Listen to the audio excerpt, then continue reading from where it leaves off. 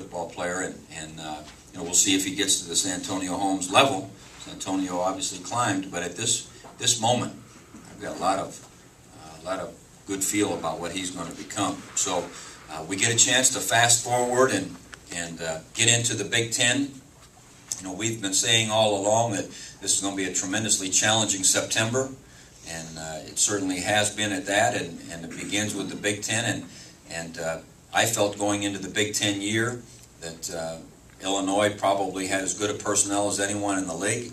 The explosive ability they have over on the offensive side, the uniqueness they have over on the defense. They got a big, strong front on defense, and they have a coverage scheme that is something that we don't face other than once a year against Illinois, and we have to do a good job of emulating that as a scout team and understanding it as an offensive team, and just the ability that a guy like Ben brings, and Aurelius Ben and Juice Williams, and their tight end, you know, who's a heck of a player, and Cumberland out wide, and Faison out wide, and all those running backs.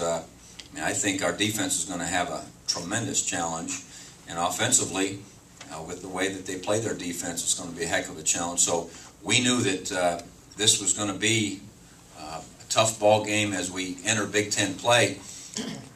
They were pretty banged up as they went into their Missouri game, and you know, as fate would have it, sometimes you like open dates, sometimes you don't. They happen to have an open date, and gives them a chance to get some guys back healthy. I think Juice was even banged up a little bit in the Illinois State game, and gave him a chance to come back. And so it's as it should be. We go into the Big Ten. We're fairly healthy. I think Jimmy Portal, you know, right now is the only guy that you would say is totally out. Zach Damacone's probably a week from getting back in, but he's moving. It'll be probably next week before he would be ready, and Jamal Berry maybe another week. But outside of that, we're in pretty good shape, and going to Big Ten play with the energy that's created on the campus and in the conference and all the rest, and get excited about Hall of Fame weekend here at Ohio State. Was John Toma being kept out of the game more about his illness, or maybe the fact to prevent a spread of flu, kind of the way it's infected other teams? Yeah, both. You know, I think the flu thing is real. We had our team doctor speak to the entire athletic department about the realities of you know, what's out there, and we've had a lot of our colleagues who were in semesters who started school 3 or 4 weeks ago that can show us. You know, I talked to Houston Nutt the other night, and if they'd have played 2 weekends ago, they would have been without 19 starters. I mean, you know, it's real. So I think our doctors were, although John kept calling on Friday night, I'm feeling better, my fever's down, all that, you know, it was both, hey, protect John, but also protect the rest of the team. Was he diagnosed with the flu? I mean, yeah. And did they find the H1N1 or swine? I don't believe so, no. What I'm else? sure I couldn't tell you if I knew, but... What else have you guys done to kind of prevent? Yeah, he was here yesterday, and he feels better. And what do you do to prevent? Yeah. You know, wash your hands a lot, you know, and try to stay away from, you know, they did a little seminar in our athletic department meeting the other day. Instead of shaking hands, here, stand up, young man, you look like a lineman. We go like this.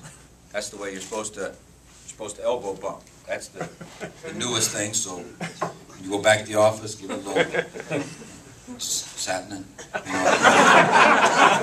But, you know, wash your hands a lot and elbow bump, and, you know, stay rested, stay hydrated, you know. But there's 60,000 students coming.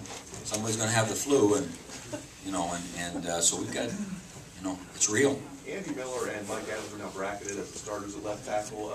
Assuming both those guys stay healthy, are you comfortable with the platoon situation there? Just talk about your thoughts of that position, if you would, please. You know, if we can, you know, we like to play multiple guys because guys do get banged up or whatever, and then you have some experience. You know, it was good for Andrew to have a chance to play tackle and guard. It was good for BB to have a chance to play guard and tackle. Mike Adams and J.B. Shugarts kind of stayed where they were, you know, left and right tackle when they were in the game. Andrew Moses, you know, can play a little bit of both guards, and he can play center if you need it. So right now, that's probably the group that's most involved. and we'd be comfortable with all of them coming along. What did you like about JB Saturday? Where'd you see room for improvement? Obviously, he got whistled 3 times, but Yeah, he you thought know, only one was really legit. Yeah, I told him, I said, I've been in coaching 35 years, and I've never heard an offensive lineman question an official's call like that, but that wasn't good. He was anxious, and he tried to, be quick. People talk about come off the ball and all that stuff, and, so obviously we have to eliminate that. We can't, and Justin had one as well.